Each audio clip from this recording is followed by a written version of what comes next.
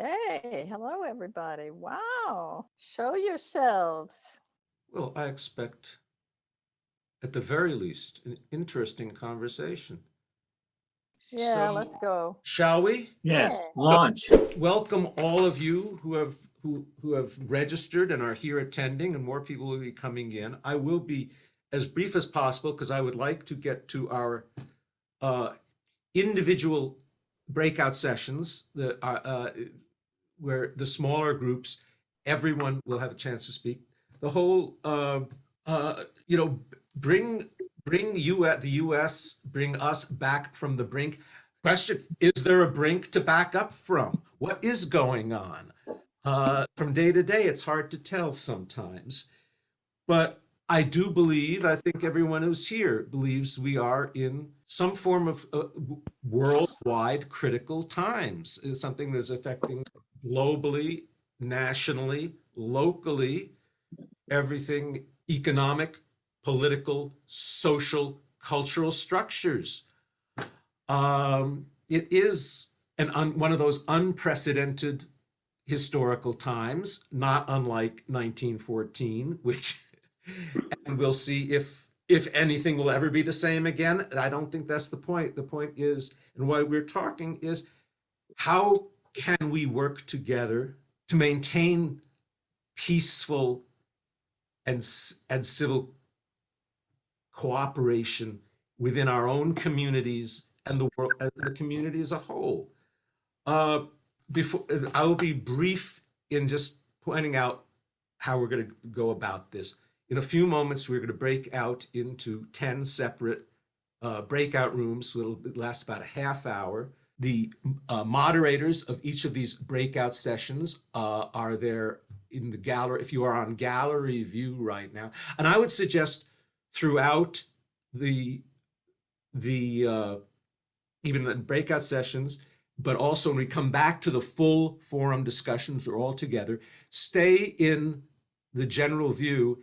And when individual speakers are speaking and you want to focus on them, if you click on the upper left corner where it says view, go down to speaker, and well, right now, for some reason, I clicked on speaker and I'm seeing John Whiston rather than myself, but that's okay.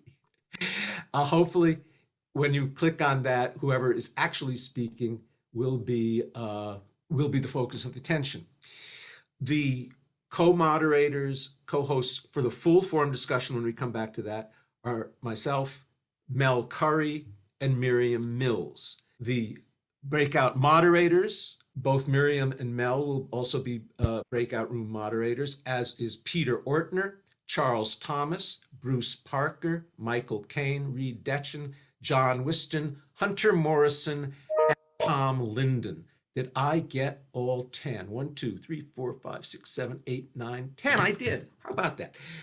So, in the breakout sessions, the key questions that will be brought up by the moderators, and it will be small enough groups that you will have a comfortable interchange over that half hour to bring out your concerns. But the key questions, as of today, September 17th, what issues in the world cause you personally the most concern?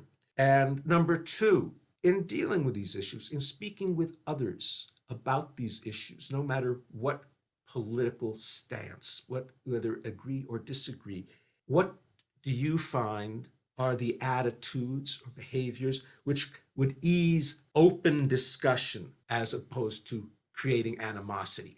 Does disagreement mean you cannot speak directly with another about one's concerns? One of the things we learned in our education and seminars is, yeah, how do you just discuss straightly? You can disagree. If you stick to key points, there is no need for anger or fear. One would hope. That's just me. What can I say? We'll find out the rest. But those are the two main focuses of the breakout sessions.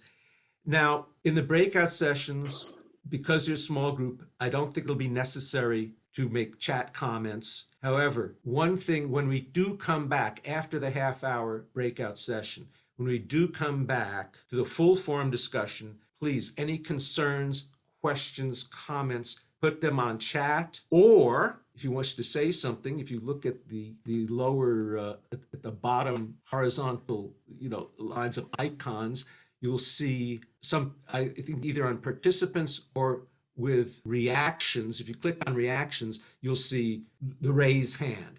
If you wish to speak, click raise hand.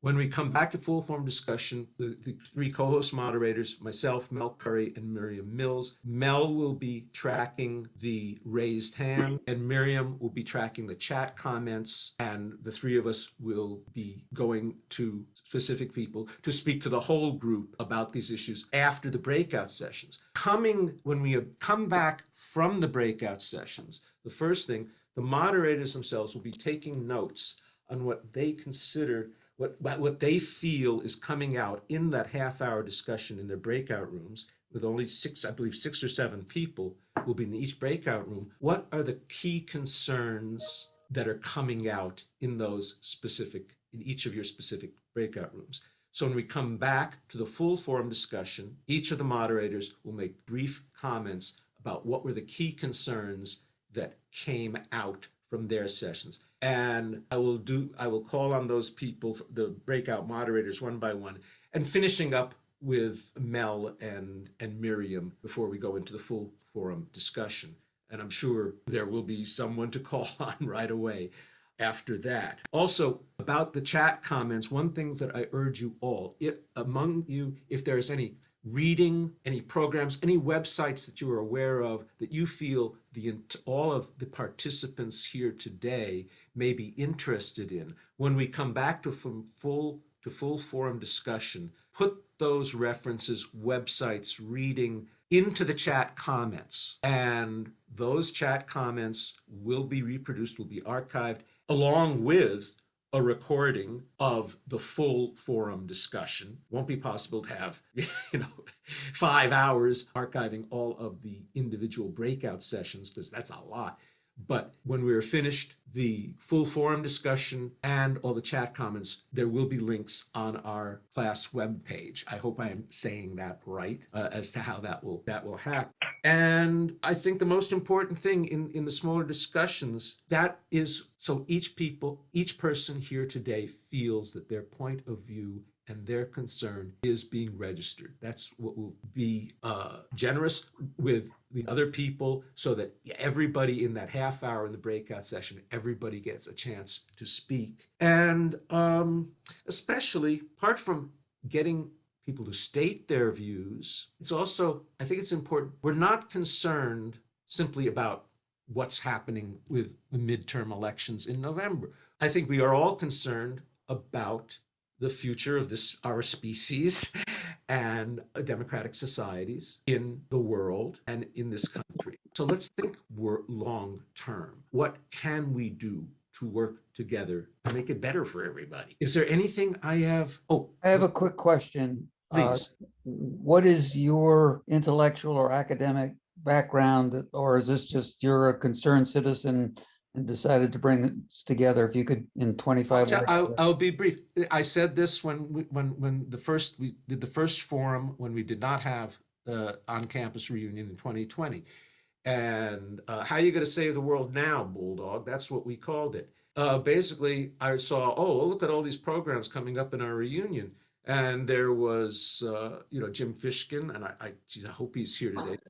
And of course, Gary Trudeau and Ron Chernow. And I just couldn't help but remembering in 1970, there was something called May Day. All these issues, all these concerns, whether it's Earth Day, women's rights, racial injustice, economic inequity, I mean, it was happening right there in May Day 1970. What has happened since then? All those problems are still with us now. Well, why? How come it didn't get solved? Well, that's why I asked the reunion chair, shouldn't we have something to discuss about what's happened those 50 years?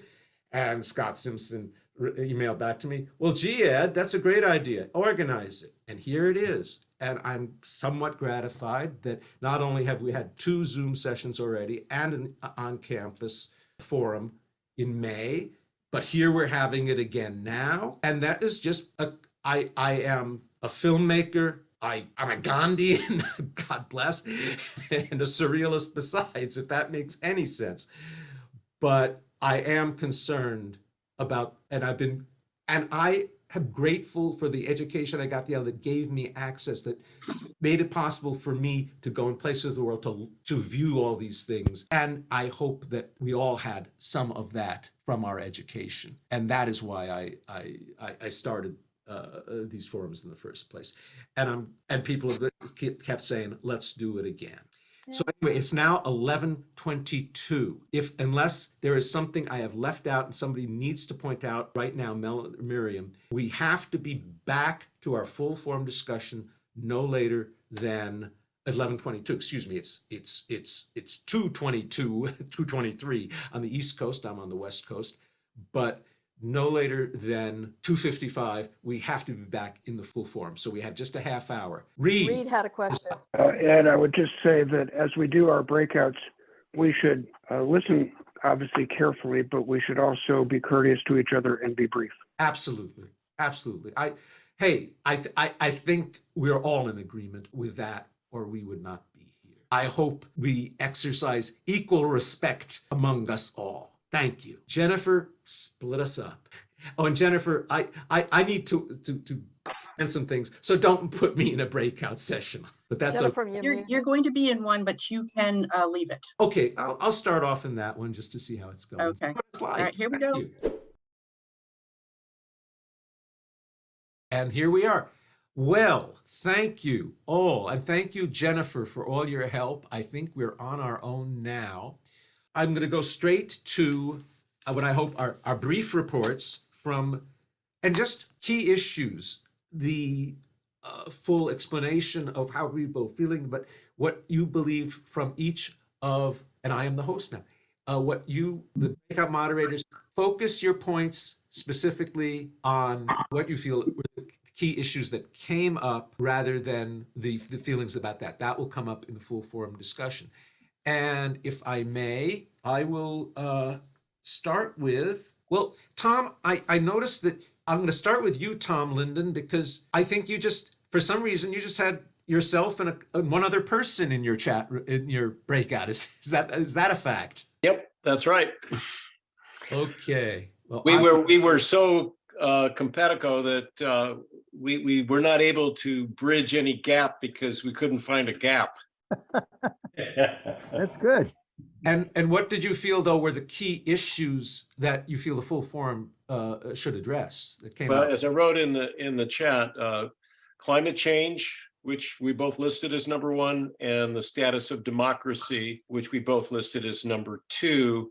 And the person in my group said that status of democracy served as kind of an umbrella for all kinds of other issues, which included truth, misinformation, xenophobia, and I'm including my points of view here, attacks on others, meaning people of different races, ethnicities, religions, immigrants, gender identity as well.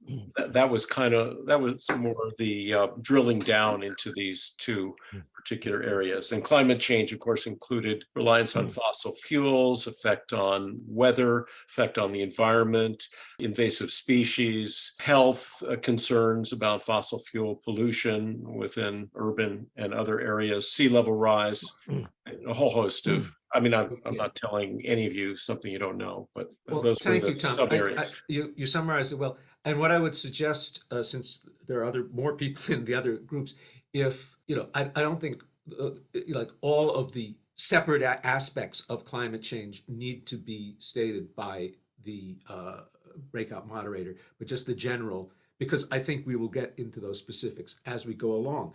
And I would now like to call on Reed Detchen.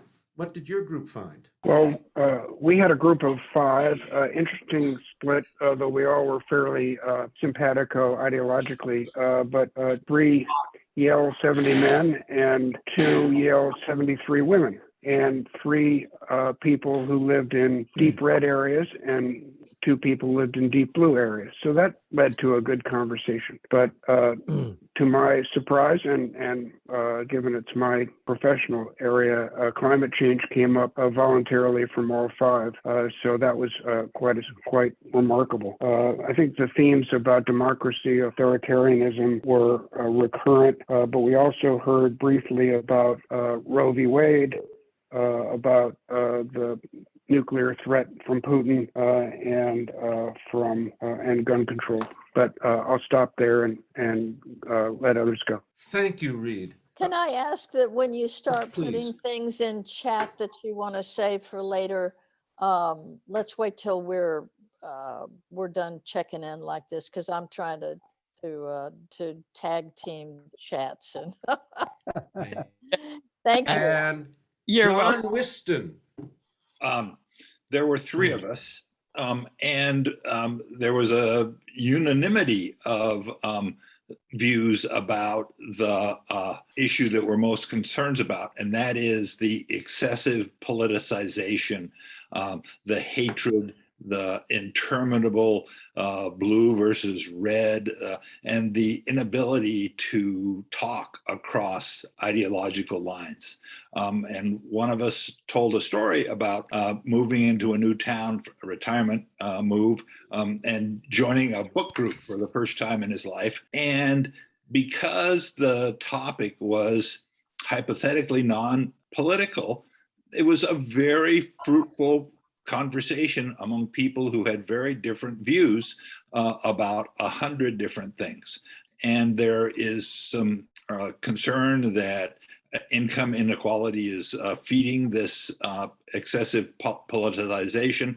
There's also some concern that it's being monetized, that Facebook and social media's algorithms are feeding the feeding frenzy. They're chumming, and that is contributing to the general hostility. Thank you, John. Very well. Hunter Morrison. Well, we had four people in our group. One from the East Coast, one from the West Coast, one from the West Coast who's also grew up in the heartland and in rural Indiana or Illinois, and one from the Great Lakes. And there was sort of a broad discussion, but as one pointed out, the issues of climate top of mind, also gun control, and the state of the democracy. And I think we ended with a sense, it wasn't consensus, but a sense of either significant optimism, particularly with regard to recent developments in Washington vis-a-vis climate and the Inflation Reduction Act, but also the possibility that people can talk to one another.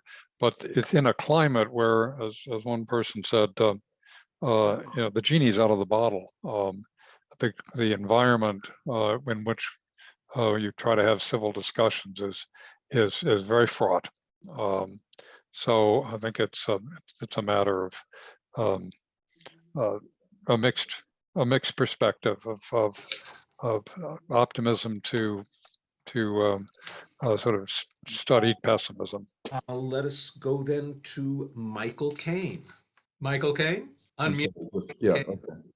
There you are. Yeah, there were three people in our group, two women who graduated from in '71 and myself.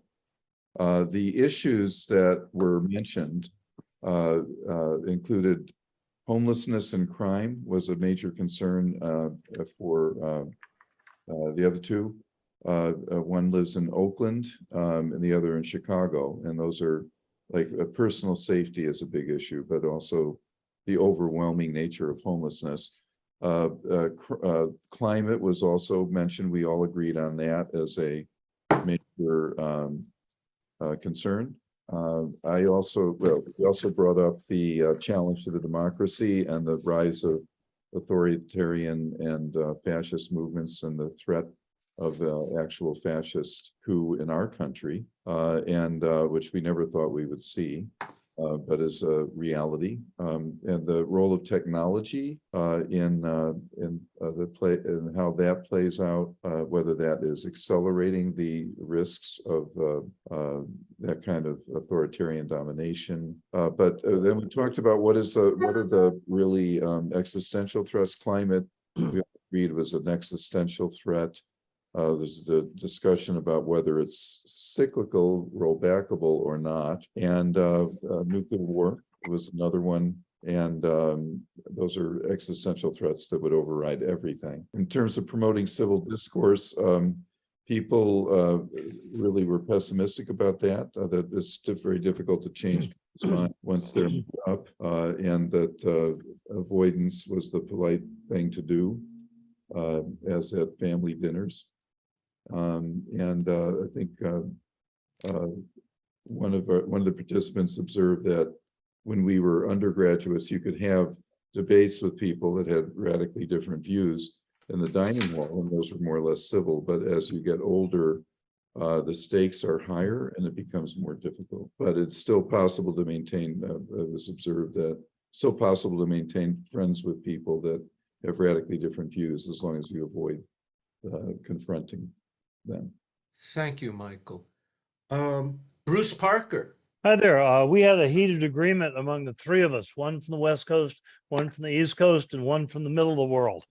That the climate's the big problem. Politics is a problem, and they're inextricably linked in a unidirectional fashion. If we can't solve how to solve problems instead of just yelling about them, in politics, we'll never solve the environmental problems. Jim and I agreed. I propose that Jim and I share a religion called outcome analysis, but the world mostly doesn't. That's enough. Onward. Thank you, sir. Charles Thomas. Yes. In our group, there were three of us. Believe again, people saw eye to eye on things rather easily, but climate change was not a major topic of discussion. There was an expression of concern that major portion of the population does not adequately support the rule of law anymore in the United States. And there's undercutting of checks and balances, including in the judiciary. You know, we have traditionally sometimes had to rely on the judiciary to resolve differences. And once the judiciary becomes highly politicized, that becomes more problematic. There was also an expression of concern that the executive branch has become too highly politicized, and that we have an inadequate reaffirmation of basic principles underlying our country. One person had the view that we should have public financing for political campaigns. There was, I think, an acknowledgement that immigration is a cause of tension in the United States, and that we should talk about. Not that we should necessarily diminish immigration, but that we should talk about, including that it has such a strong historical role in the United States, and that it has almost always generated that kind of tension. There should be more focus on the principles that we share in common in the United States. What is it we all believe? Those were the main topics. We didn't really talk about climate change or guns. Thank you, Charles. I mean, we're getting quite a range. Peter Ortner. Okay, we actually had a large group of only 3 people. Again, here that one group was even smaller.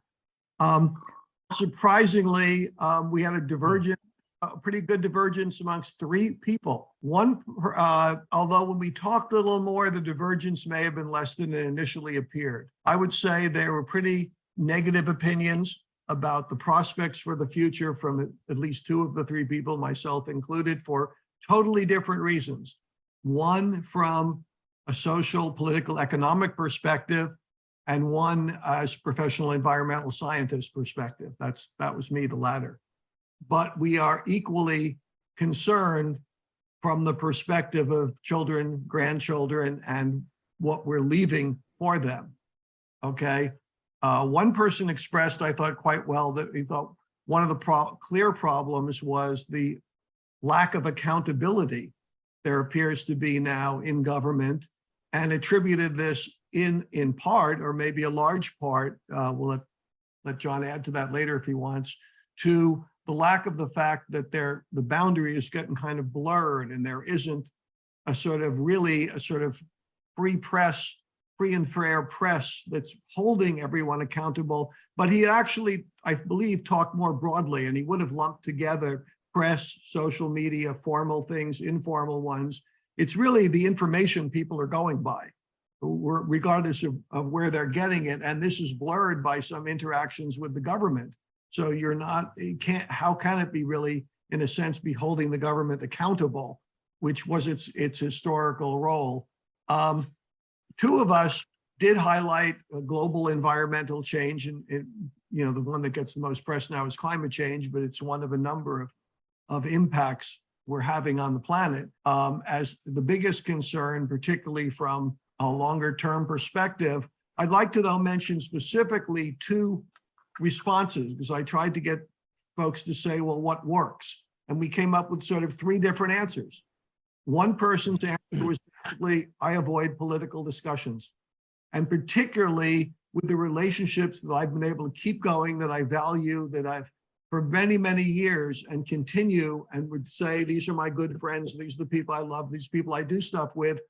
Avoid some of these topics because we can't seem to bridge the gap, and it causes more trouble and puts in jeopardy the relationship.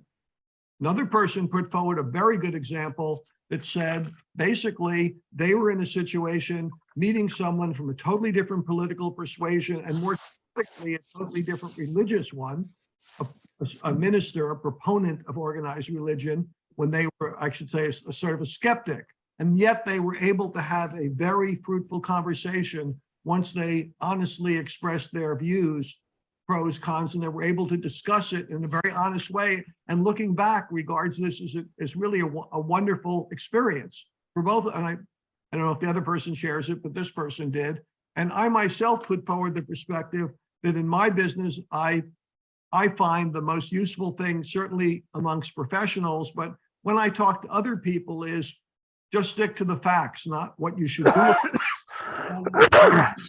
But I can speak to the facts and the physics and the outcomes on, basic equations that we can all agree on. And if we're not in agreement on the facts in my business, then you can't go forward. And in my case, we have the kind of advantage in scientists. We have some agreement on facts, and then also an agreement on a method. So I think we need both of those things to make progress: agreements on the facts and agreements on how we're going to a method of evaluating. Thank you, Peter. Mel Curry, what are your observations? Yeah, I'm here. I wish I'd been there during our session. I'm a mathematician who can't keep track of time. It's a little strange, but that's where I found myself. But at any rate, we had a group of 3, and then there were 4, right in the last couple minutes, and we were able to have a reasonable discussion despite my time management issues. Yeah, so one person said, that human beings are one goal for human beings. Not just individuals, but for groups, is self-determination. The question is, what are you willing to do in trying to achieve self-determination? Are you willing to fight, coerce, shame, dominate others? And if you're willing to do that, if that's your approach, then that's negative. If you're not looking for consensus, that is a bad thing. Another person said, most people will recognize that someone else is in pain, but what doesn't happen is for people to be with that person in their pain. And that's a major distinction. I note that maybe I do that often, but there were times when separation of children from their parents, didn't happen to me, but I was with those parents in their pain. I didn't want to hear it. and they were experiencing it. Another person simply said that he felt that what appalls him is the level of international violence. And finally, one thing that was brought up is just the level of ignorance, how in fact it is so widespread, probably always has been, but when you have cynical leaders willing to exploit that ignorance, willing to scapegoat other groups, willing to say, yes, I know that you're feeling that exploit the fact that people are losing their status in society, that things are shifting. When you have leadership that's willing to do that, to exploit those sentiments cynically, then you're in big trouble. And I feel that I've seen a lot of that in the last couple of decades. I'll stop there. Thank you very much, Mel. And we've done good time with all our reports, and we will finish with Miriam Mills. Okay. Miriam, could I interject, because Ed's instructions were unclear, and I'd shortchange my group if I didn't get to their observations about the second question, because they had much to contribute. Thank you. Go ahead. A couple of our participants were either actively in or seeking out social situations with people of different views. And they suggested that we all do a little bit more self-criticism and recognize some of the resentment of the snotty know-it-alls who we may be perceived as. One person, in fact, makes a habit of looking at far-right cable TV every night to see what they're saying. But the constructive comments from my perspective were that don't approach this by trying to tell people that they're stupid or immoral. Really listen to what they believe in and try to appreciate that. And in general, the problem that is, I think, true on both sides of this discussion is that people approach it as a win-lose situation where they have to prove that they're right and the other person is wrong, and that's not a constructive way to enter into this conversation. Thank you very much, Reed. That was valuable. Miriam. Yeah, we had 5 besides me in our group. One woman from class of 72, and the 4 people that spoke first were clearly more left-leaning, and the 5th person that was just next up in the lineup left just prior to being given the floor, and hung around for a little bit here, I noticed, and I had a private conversation saying, I hope you do contribute to the group, but I think they have left now. They would not enjoy hearing from me one bit. So that was the people who did speak had a very interesting mix of both an understanding either through their growing up or being in present communities that have a variety of different political persuasions, either proximate to them with their families or their upbringing, or just outside of their city. One was from North Carolina, one in Northern California, with a group that's a very disruptive MAGA group that is making local political issues very difficult.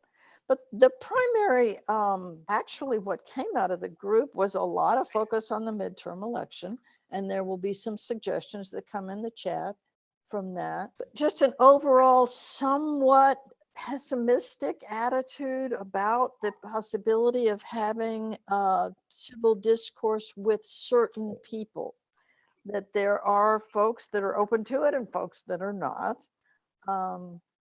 There was a mention by several people of the increase in violence and worldwide, the challenges to democracy, particularly with Putin and Ukraine on a much larger level, how that draws in the whole world. Certainly the kinds of things people talked about in terms of how do you listen, how do you develop a conversation, sounds like resonated with what other people said, is shut up and listen. Try to draw someone out by asking where they came, get that opinion, what sort of things they are in favor of, and not just what sort of things they're against. But again, the people that ended up, the four that ended up talking in the group, largely agreed amongst themselves and found a considerable difficulty in talking to specific groups of people that did not want to even participate in civil discourse. I'm seeing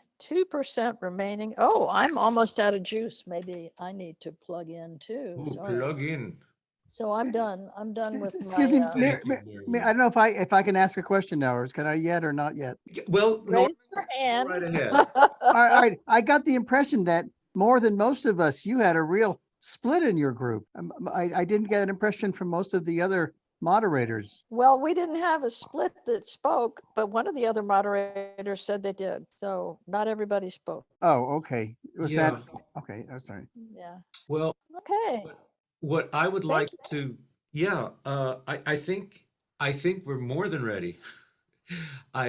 For a full discussion about all of these things. But before we go to that, I would like to note once again, if there is reading, websites, programs about specific things, please enter them into chat comments, and they will be copied and it will be accessible online after this. I think it'll be on our class webpage, and Jennifer will take care of that, as well as the entire recording.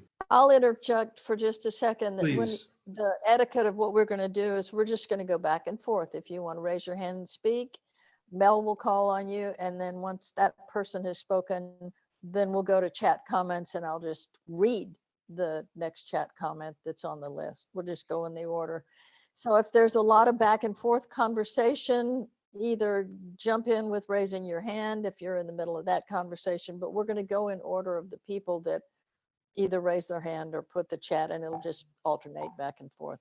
And apparently, if I may take over, I don't mean to take over for you, Mel, but I see that. No, so I was trying to ask you if you're ready to go. I think we're ready to go. And Okay. certain times I may put in comments that. No comment from you, Ed. Not now. No comment from you. Go for So Andrew Welchek, please, you need to unmute. Yes, thank you. You're on mute. Words to live by in our new age. And I want to thank everybody for their participation and their patience. I think one of the key themes here about civil discourse needs to be clarified. As valuable and as precious as civil discourse is, it is not an organizing technique for beating people in electoral or public policy campaigns. You have to out-organize them. And I was reminded in particular because one of the folks in our breakout group lives in a rural, very MAGA county, and those adherents are very well organized and very active and virulent, if not violent, in their taking over in local governmental institutions, county government, board of education, things like that. Those efforts have to be responded to in kind. As valuable as civil discourse is, it is, as I say, not going to necessarily protect the institutions and values that we want. Both things can go on at once. I welcome the opportunity, cherish it, frankly, as rare as it might be, to have a face-to-face conversation with somebody who believes completely different than I do. I want to hear where we might agree and what they think needs to be done. But in the meantime, I'm going to contribute to organizations that knock doors to beat their ass at the polls. Thank you. Okay, I'm already getting now a lot of chat comments, and I'm going to go ahead and read the one from Andrew. I can recommend these organizations in becoming involved. Vote Forward at votefwd.org and the Movement Voter Project at movement.vote. So there's Miriam, that. I don't know if you have to read all those because those will be, online. Recorded. Okay, so you In just the want me to archive. read the ones that people have things to say about? Yeah, let's move the conversation. That's it. So Oh. anything, so and if you don't have anything, Miriam, at the moment, I'm going to move it on to Kevin McKean. Yes. Yeah, thanks, folks. I wanted to say I'm hearing kind of two threads here that resonate for me. One is one that I'm sorry, who just said, that it's nice to have civil discourse, but it's extremely important to be active politically and to oppose the other side. While I think that's true, I'm more interested in the civil discourse part. And I also believe that I heard a wide range of issues being discussed here, climate change and homelessness and gosh knows what. I don't believe any of those can really be addressed without fixing the political problems, starting in the United States. And Ed Landler, I wanted to suggest that it would be interesting to do one of these meetings in which you explicitly tried to get the other side. I have not heard right-wing views expressed here at all, let alone well. And the one person who might have had some right-wing views, Miriam, you mentioned, was kind of fled the breakout session. Yeah. I think it would be interesting to do the great left-right debate and explicitly get that 10 or 20% of the class, get the folks that you were worried about showing up, get them on here, and then get the other side and try to see if we can run a discussion under those circumstances. Thanks, folks. I'll work on that. That's a good, I'm for We it. tried. So Kevin, if you would lower your hand. I mean, the other hand, the iconic hand. I can lower it. Okay. So do you have anything, Miriam? No, Charles Shamus looks Yeah, like he's up. Charles, you have your hand up, so. Thank you. Yeah. Well, I was kind of piqued by the emphasis on organization. Just sentence of background. In my view, okay, the problems we're facing are not the problems of the issues. They're the problems of the dominance of combative, acquisitive, domineering political action. And I see the problem which basically says, I have the authority, I am right, okay, you're wrong. I mean, in my view, Hillary Clinton embodied this error in her reference to the deplorables. Okay, yeah. See? And in my view, all the organizing in the world, if it's done unsoundly, if it's done from the brainstem cognition, political cognition that I was referring to in our little breakout group, it will get us nowhere. Okay?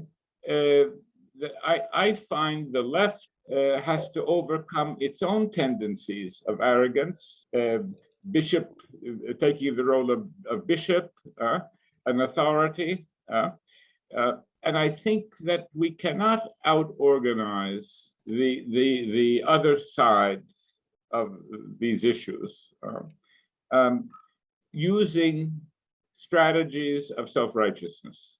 And I think that we have to re-understand pedagogy. I mean, basically, a pedagogue does not impose the standard of correctness on the people he's trying to teach. He has to find a way to separate them from what they are fixated on, which includes the threat posed by them, including the left.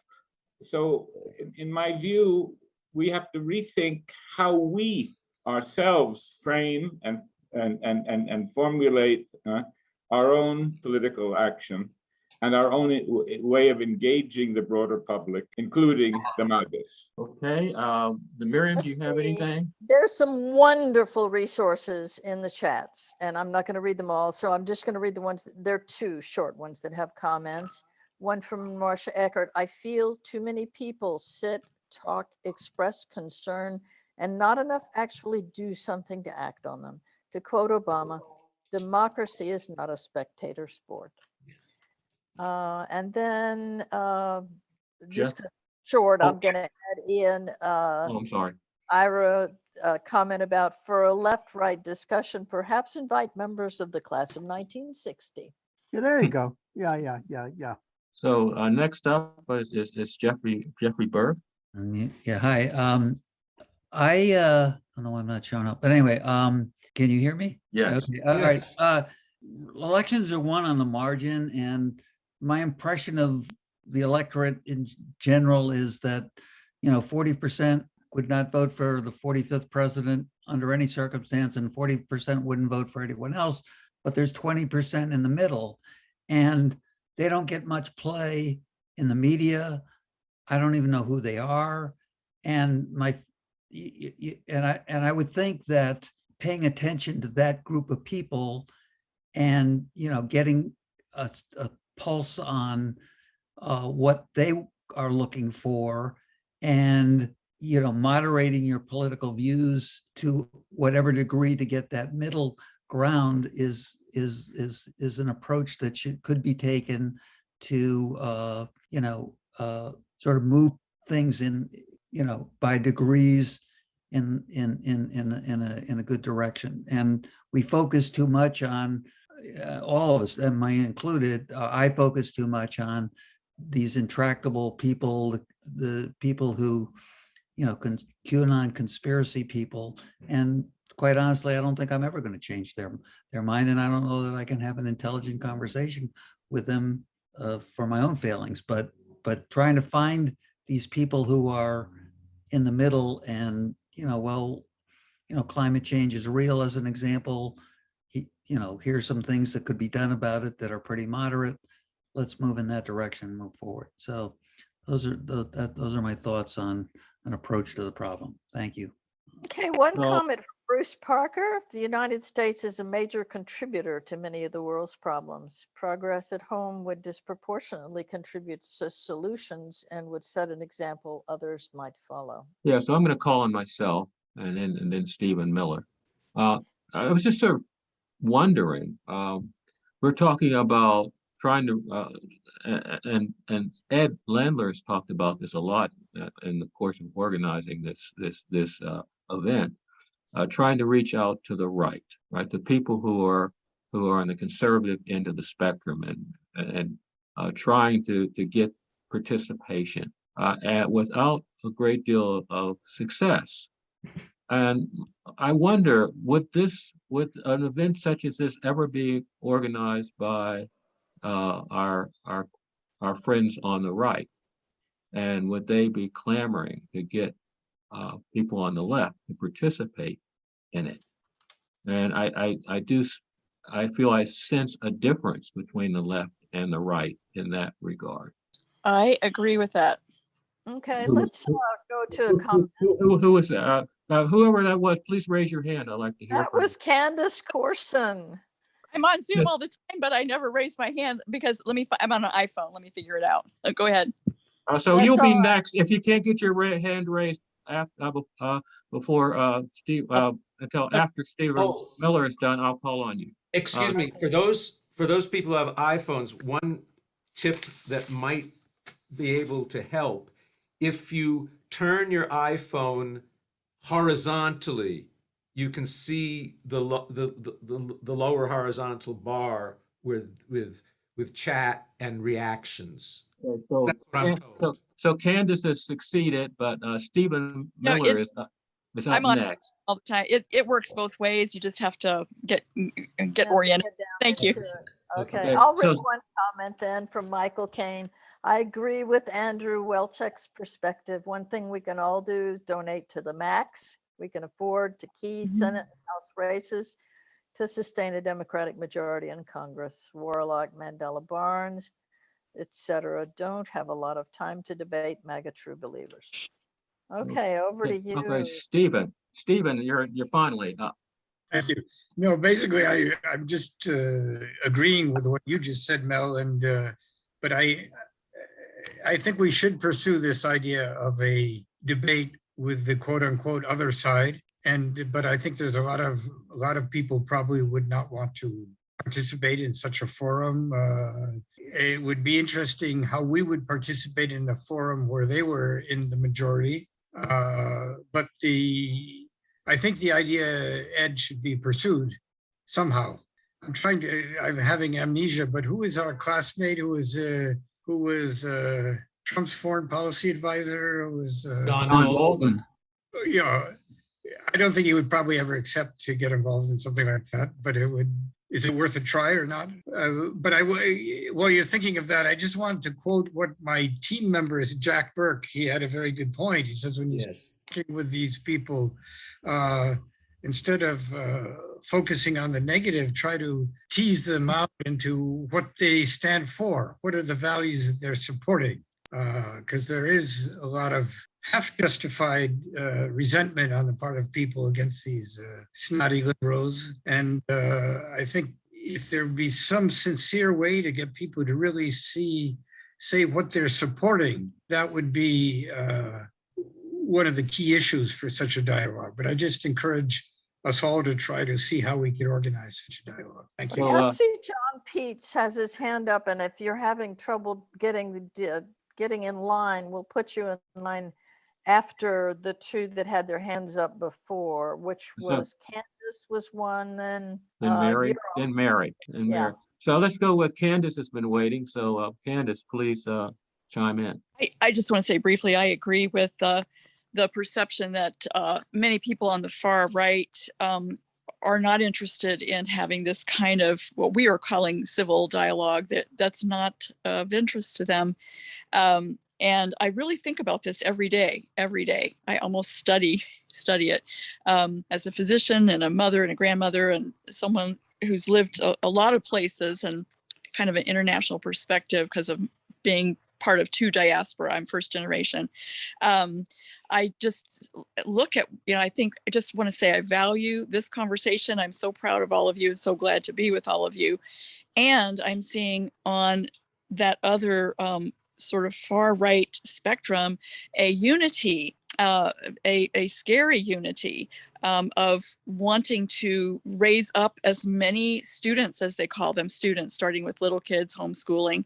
I'm a homeschool parent from way back, but not for that reason, but to think a certain way and to follow the leader, whatever the fear is, whatever the new phrase is, that's what it's going to be. And I really watch it every day on right-wing media just to try to understand what some of my friends are being exposed to on a daily basis. It is scary. Okay, I'm gonna break protocol here. Kevin wanted to follow up on something he just said. So Kevin, if you jump in and be really brief. Yeah, totally. And I'm sorry, guys, to jump in twice. I wanted to say to Stephen Miller's point that I think it's important, even though I framed it this way, but should not have. You don't want to frame the left-right discussion as a confrontation. You want to frame it as, is there any common ground left, or something along those lines. I thought that was particularly important. I believe it was Charles Shamus who made the point about sort of the, part of the problem is the right feels very threatened, and understandably, and that's part of the issue. So, okay. Now, Miriam, there was someone who was. Carry on. We don't have a lot of other comments, but I think we had Mary and then John and then the other. I see a number of hands up. Yeah, Marcia and Lydia and Deborah, but I think Mary's next. So Lydia, I think, is next up. Hi. One comment I've found is very useful for seeing whether a discussion is at all possible is to ask people as objectively and kindly as possible. I'm doing a survey of my Republican acquaintances, and I was wondering if it came down to this, would you prefer to vote for Liz Cheney or Donald Trump? And if the person says Liz Cheney, we could have a conversation. And it's said respectfully, and I say thank you for whatever we say, but I continue the discussion with the Liz Cheney response. Okay, there is a chat from Bruce Parker. I'm going to go ahead and read it. Tony Dolan was a speechwriter for Reagan, plausible candidate, but not much interest. Now much interest? Question.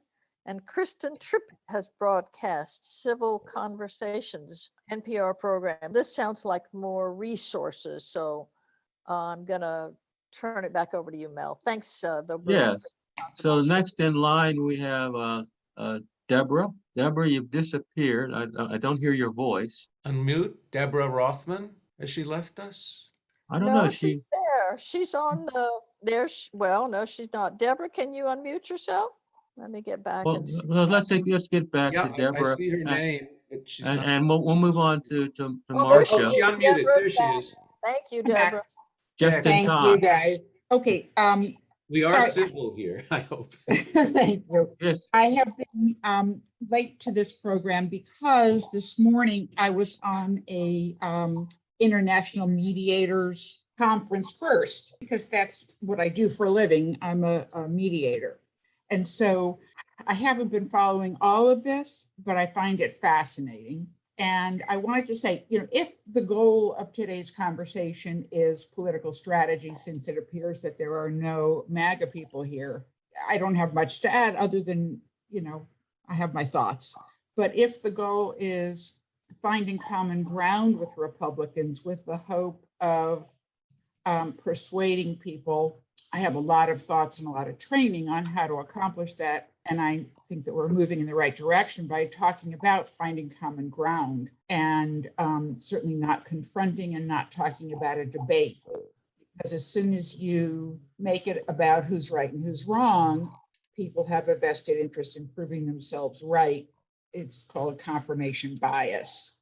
And that's one of those big things that prevent people from seeing things as reasonably and rationally as they might otherwise if they were not feeling that they had to defend their ground, stand your ground, so to speak. So I just wanted to offer myself as a resource to help think about how to approach a conversation in order to find common ground. And I have some great resources as well that I could share. That's all I have to say. So Miriam, do you have anything in the chat? Yeah, let's see. Norm Jam said. If you could put Okay. contacts to those resources in the chat comment, that'll be able to. Yeah, thank you very much, Deborah. Let's see, Norm Zamchek said only Republican I ever thought about supporting still would. You talking about Liz Cheney, Norm? Yes, yes, Okay. absolutely. yeah. And Candace said, just a kind of a follow-up, the idea of common ground is a precious one. Our common future, if we can have it, depends on finding common ground. Thank you all. Okay, over to you, Mel. Yeah, Marcia Eckert. Remember. Yes, hi. John Leach. Don't forget him. He didn't have his hand up. So Sorry. John, Am I called on? yes, you are. I'm sorry, Marcia. Go ahead. Okay. I'd just like to follow up on something Candace said, because I think it's an important piece of the whole conversation about finding common ground. There are a number of sort of pieces of this that I'll try to put together. It's difficult to have common ground if people aren't exposed to a similar background of facts. And back in the day when there were 3 news channels and we all watched, Walter Cronkite, there was a shared, but there are media markets where right-wing television is all there is, or right-wing news media. Those people don't have access to other things. And if anyone's watched Social Dilemma, or if you haven't, I suggest it. Not only Facebook, but even Google is oriented to providing you whatever it is that agrees with everything you've posted or said. So that if I Google climate change I will get articles about what's happening to the shelf in the Arctic. Whereas if someone who a different political perspective Google's climate change, they will get an article by someone who is saying climate change is a hoax.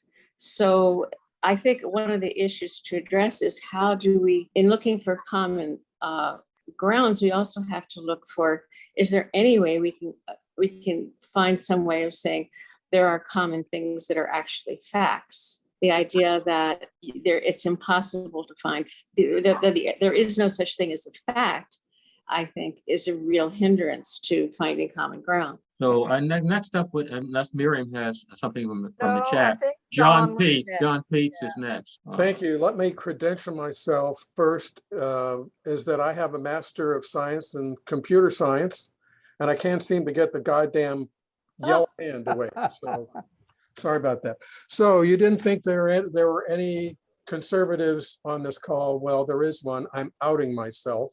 All And right. I will tell you that you probably shouldn't bother inviting any people from the right to these discussions. I will tell you that I have found some of what I've heard offensive and anti-inclusive, if that's a word. When you talk about MAGA and Donald Trump, and then the people in the middle that you think you can persuade, what you're telling me is that you really have no intent of learning anything from the other side. And you are splitting the other side into people you really don't like and people you think can be persuaded. That is offensive.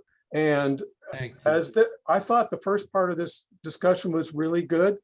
I thought it went well. And I particularly thank Peter for our group because he did a great job and a very even job of talking about this. But let me tell you what it's like to be on the right side. First of all, we resent, many of us, being called being on the far right because you're trying to marginalize us. And that's just inappropriate. Secondly, I have experienced the kinds of things you think don't happen. I have been canceled and I have had to make personal decisions not to follow through with things. Why? Because there's a family member who has the same last name as me running a business, and I couldn't put that business at risk. In the case of the other situation, a group of us got together to sue the local government for something that was particularly egregious. And we hired a law firm, they did some work, and they took our money and said, you know, we went to our board and we really can't follow this case through. So we looked for, this is not something heinous. We looked for some other law firms and realized that every law firm in our area, I live in the LA area, every law firm in our area does work for the government. So we were denied counsel to follow through. And I will tell you, this happens a lot. So you're protected from all of this. You need to understand a lot better what it's like for the rest of us. So when you talk about, I mean, the attitude from some of you, not all of you, some of you have been excellent. The attitude, and I really appreciate what Charles said. Some of the attitude from some of you is, well, we have to make friends with these people so we can convince them we're right. That's what, and then later in the conversation, you have people sharing information about Democratic candidates. This is not a forum, a political forum. What are you doing? So I don't think, from my perspective, that this has been a success. And I'm sorry, but I thought I should speak up. Okay, is that it, John? Thank you. Okay, so Miriam, do you have anyone? Nope, I don't. Are we moving to David then? David Molnar.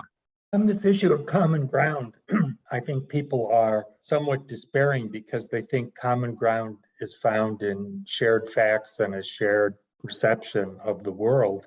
But I think an area where there is common ground, in our breakout group, the word anger was used.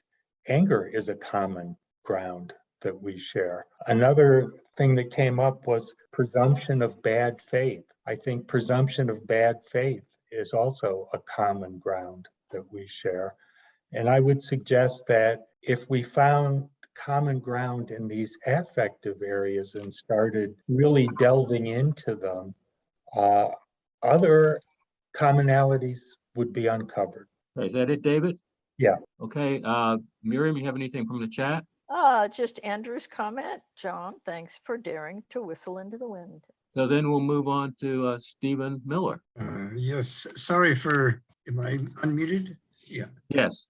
Yeah, sorry for speaking, but I want to thank John and just repeat what I said earlier. As disappointed as you are in this current discussion, do you think there's any point in trying to organize a discussion and have it based on really, as well as the question of anger and resentment and feeling excluded, which are, you know, no doubt real, a discussion not based on convincing who's right, but a discussion based on what the right believes in, the values that are being promoted. No, not really. Okay, I have a comment from Deborah Rothman. I'd like to give our conservative colleague the floor to help us better understand what values of his impel him to vote for Donald Trump or other Republican candidates. Do you want to answer that, John? I'm sorry, I missed part of that. Okay, Deborah Rothman asks, I'd like to give our conservative colleague the floor to help us better understand what values of his impel him to vote for Donald Trump or other Republican candidates. Who said I voted for Donald Trump? Good An question. excellent point. Well, okay, then. I mean, that's phrase it in that's part of the problem, isn't it? I Yes. think the Republican Party, my view, if anybody heard my rant in the, for the people who heard my rant, is that I think one of the core problems we have right now is not just our intellectual, our ideological diversity, or I think part of the problem is that, and this is a Republican, used to be a Republican position. I think our government is so large, so out of control, so broke, and so authoritarian that we are not going to fix these problems that we've all talked about today without fixing that problem. And I got to admit, I don't know how to fix that problem. When you have parts of the government that disparage when you have a president who disparages half the country without even understanding the components of it, that's terrible. When you have a Supreme Court that makes a decision that we are supposed to respect, and the federal government does not even defend and keep them safe, what kind of a society are we living in now? And that's where we are right now. We do not have a democracy in the traditional sense of the word. And I hope somebody in here can figure out how we get out of this, because I don't know. Okay, Miriam, if nothing's in the chat, we'll move on to Charles Shammas. Yeah, thanks. John, I very much found what you had to say useful in terms of sobering and grounding this discussion. The fact of the matter is that people of all persuasions, and I'm speaking as a Palestinian, by the way, in Jerusalem under occupation, belligerent occupation. Okay? We all feel we have a cause.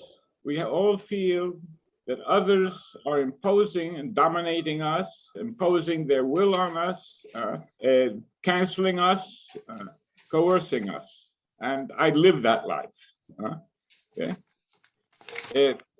The problem is, I also see people who consider themselves advocates of human rights, and I'm a human rights worker, okay, who behave the same way. And I think that we all have to confront the fact that the shortcuts that occur to us in our heads are also universal. This, what I call brainstem cognition, okay? It's the fight or flight. It's the definition of a threat, personifying it, and using means to try to impose your will, coerce, shame, whatever. Okay? Now, in my view, okay, listening is very, very important. I have to talk to another that I disagree with or that has a different account of reality. Okay? I have to talk to them from where their head is. And I think that if we accept that burden, it means that we also can't go jollying out saying all we have to do is raise a lot more money and beat the pants off of the others. I think that if we could find a common ground based on what is essentially reducible to nonviolence. And it means that I have to struggle with dealing with what the other has got in their heads. And I have to work with them okay, to separate the wheat from the chaff. And I may find I convince them, I may find they convince themselves of something new. And that's the only way forward in my view, okay? Now, it means that we can't indulge our tendency to be righteous. As much as we are convinced of the righteousness of what we think and believe in. So that's the best I can offer from my little part of the world. Okay, there's a comment From Candace. Miriam, for- please. Yeah, I never realized till today, perhaps how fortunate it is for Common Ground that my chosen work is with wellness and functional foods, because we all care about children and their need for pure, real food. It's a fact of value that so many can agree on. Thank you, Candace. So Peter is next up, Peter Ortner. I was going to say that I thought we were able to, we were an example in our breakout group in a way of talking. Now, I can't say exactly that there was a political divide. I would myself consider myself apolitical. I did say from the very beginning when we were even organizing this that it was a terrible mistake to say anything about upcoming elections, mention parties at all, mention words like progressive, liberal, conservative, far right is a particularly inflammatory one. I find myself in many respects in great agreement with John, and I would say we're not, we're not politically of a stripe. And in fact, in our group as a whole, I thought that the group of three, we did manage to cross this divide and have a perfectly civil, useful conversation. In fact, perspective, there's a lot to John's comments about the size of the federal government. I said, from my perspective, I'll give you an example. From my perspective, as a 30-year retired senior federal official in an environmental agency in NOAA, as well as being a pointy-headed academic, I think the federal government, I know the federal government is way too big for a very simple reason. There's a laundry list of authorizations and orders that essentially that come from Congress to the executive branch, which NOAA was a part of, that can't possibly be done well because there was never any appropriation resources or commitment. It was a political action. So when John says things like the government isn't accountable or the government, yes. And I put in that the government is not just the executive, it's the whole collective is basically out of control. There's a complete disproportionality between the resources even potentially available and the task that's been handed. You say the government should be smaller. I say, great, let's just say what we really wanted to do, adequately fund it and let it get on with the job and take off the table what can be done by other mechanisms. So yeah, I think there's lots of possibilities to have this consensus, but going right away to parties are in my view, the problem. Okay, I've got a comment from John Whiston. Huh? Marcus Aurelius, a quote from John Whiston of Marcus Aurelius: "The best revenge is not acting like your enemy." And the answer to that from Andrew, but wouldn't Marcus Aurelius agree that one must also act to defeat your enemy? And if I may speak. Yes, please, you have your hand up. That comment is a perfect lead-in, I hope, to what I have to say.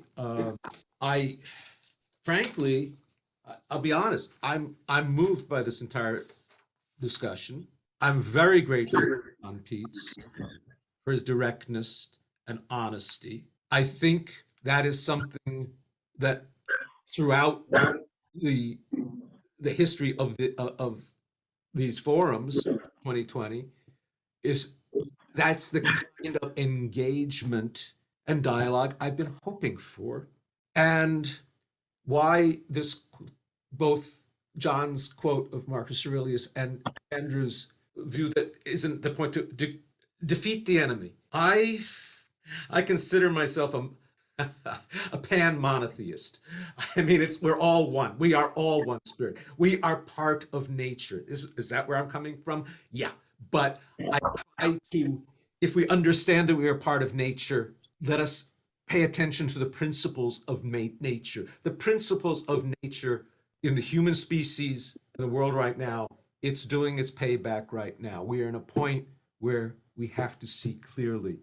And forgive me for going on to, before I go into the specifics of one side and the other side, is a poem I wrote years ago, but I think it applies to what Marcus Aurelius said, and what the answer to that is. Arise above the blood and reach the spirit. beside the crooked urge driving the inner thirst that lives to die. The hunger storms to hold that life within, and failing that, to hold the lives without. The heat of the blood is matched against the light of the spirit. It's the heat of the blood that drives us against each other. It is that little lizard pea brain that says it's us and them, when we have to see us all as one. And I'm grateful that, John, you felt comfortable enough to share that yes, we do have the same concerns. Where do we start to see how to agree upon those concerns and working together, as opposed to wiping out the other side or dominating the other side? And I may say something more later, but in this regard, apart from the political that we are facing, and this is why I want to see beyond the midterm election, but in terms of day-to-day working politics, I've been involved strongly with the African American community for over 40 years here in Los Angeles. And because of partially homelessness, of course, is a situation, but also a lot of people move to Los Angeles because they say, oh gosh, we want to come here. There's money to be made here. So there's a need for housing, and yet in a place in South LA, in Boyle Heights, the lower income communities of color, there are efforts by the developers working with city government saying, oh yeah, we need more housing for everybody. But they are creating housing without the engagement of the local community of color. Manipulation and money. Oh, of course it's going to be affordable, and yet they put the housing in a place that physically divides the community. And when objections come to that, it comes to, oh, but we need the housing, and they don't tell everybody what it's going on. But essentially what they call affordable housing, 3 or 4 years, 2 or 3 years from now, or whatever, when it's done. And of course, part of why a lot of this housing is going up, because we have the Olympics coming and they're going to make lots of money and people are going to be coming in. But the objections of the local community of how they share in that are set aside and ignored consistently. Okay, I'm going to interrupt, Ed. And all I'm going to say is it is this social, racial inequality, economic inequity why does that have to set all of those who are angry, whether they're white or black or whatever, by those manipulations of people with money? And okay, there's a conversation going on in chat simultaneous to this, and I'm going to go ahead and just read. Go right ahead. I'm through for question to Peter. This is from Tom Linden. If the federal government is too big, is the solution that the United States to dissolution of the United States into smaller entities of more like-minded states? And then from Peter, only in the sense of separating what is best done on different levels, or organizational, local, regional, national. The overwhelmingly critical issue to me is humankind's impact on our planetary ecosystem. And that requires appropriate action on all these levels. And John Whiston's answer, Andrew, acting like your enemy almost never defeats your enemy in the long term. And the answer from Tom, I agree, Peter, but the devil is in the details of how to accomplish what you suggest. Okay, over to you, Mel. You're not here, hands up anyway. Yeah, I guess. I mean, I was in a discussion a few years ago and talking about love of country. And I said, I don't love my country. I don't think I love my country the way many Americans love America. I love my country the same way I love my extended family. Some days it's a little shaky, right? But you know, they're still my family, right? They're still my family and they're going to be my family. But some days it's a little shaky, and I don't mind telling them that, right? I feel is a little shaky today, Jimmy, what you did, et cetera, et cetera. And I've gotten to the point where I don't feel that we view the nation, our fellow citizens, as part of our extended family. Hear, hear. Right. And when that happens, we're in trouble, right? We no longer say, oh, Uncle Jim is at it again, right? Blah, blah, blah. I wish he would stop that. And we'll talk with Uncle Jim, et cetera, et cetera. We're not a family right now. And we're not behaving that way. Yes, I love you, but that's just wrong what you did. And we need to be a family if we're going to move ahead, an extended family. And when we stop feeling that way, and I think in many corners that feeling is if not gone, is pretty weak. I think we're in real trouble. Okay, the next chat on there is from me. Looks like we're about out of time. How do we want to wrap up? Well, I see also Charles Thomas has. Oh, Charles Thomas's hand up. Well, he's And next. yeah, we're getting close to the end. I thought Bob Small had his hand up, but it disappeared. Yeah, mine did keep disappearing too, but shall I talk or not? Go right ahead, please. Okay. I have found, I'm a liberal Democrat. I have found common ground with John Peets, and I think his comments were very valuable. But number one, we should all work to make our government better. I think a motivating factor with many people on the conservative side is a rightful concern about the efficiency of our government. I have been a government official for 25 years. We should all work to make it better and more efficient. And also, John said, I've been canceled. I think liberals should all repudiate political correctness as much as they can. It is just so obnoxious and it alienates a lot of people. We can't solve problems until we understand them. I think one of the main benefits of talking with what I would call the opposing side is to understand their point of view. Try to understand what motivates. I understood a lot from John Peets. My best friend is the same way. He hates the government. He's a libertarian, right-wing libertarian. We meet every Saturday morning. I was his best man. He was my best man. But he hates government. And we've got to learn one last thing. One common ground we all have is patriotism. And I think it needs to be appealed to, particularly with regard to diversity and immigration. I am extremely patriotic about the United States. And I think we have a mission in the world that no other country has to help bring freedom and fairness to all people. We can't do it if we're just a bunch of white Northern Europeans.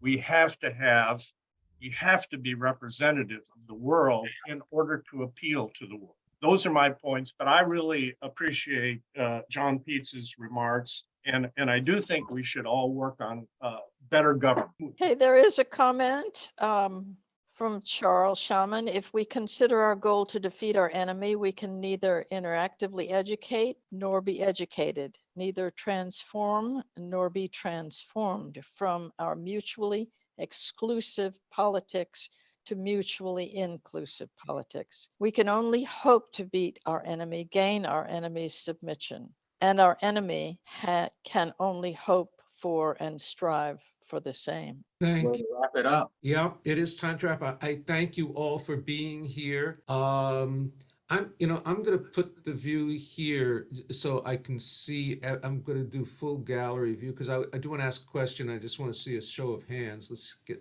with. There's one more thing from John Wisted. Both Frank Sinatra and Paul Robeson could sing most of all.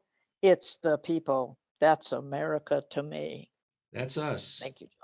I have been asked already. The new chair of the reunion committee is Richard Bowen. I guess we're going to supposedly have a reunion, knock on wood, in 2025. He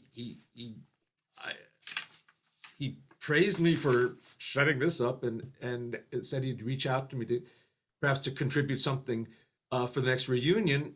But apart from that, others among the people who planned this today are saying, are we going to have another one? I just sort of like to see a show of hands. should we keep doing this? Would you like to see more of these? Just put your hand on this in the screen. I'm seeing lots of hands going up. Thank you. Okay. I'll take that as some confirmation of something. Anyway, I hope that the chat comments and the recording of all of this will be posted on the Class of 70 website real soon. Those of you who are not in the Class of 70, I'm We'll assuming get it to you. we have There's the First your Women's registration. We Facebook know your page. name. Yeah, We yeah, know where to yeah. find you. And I hope you know where to find us. There are lots more comments. I'm not going to read them. You can see it in your You'll follow-up. see them. Thank You'll you see them so much eventually. for everybody. So, Hey, we did it. okay with everybody, I'm going to hit end and thank you. And this world has got to get better, and let's not give up hope. You hope and you wait for the opening, and yes, you can make a difference. I really, truly believe that. Thank you, Edward. Thank you, everyone. Be good. Thank you. Y'all be good now.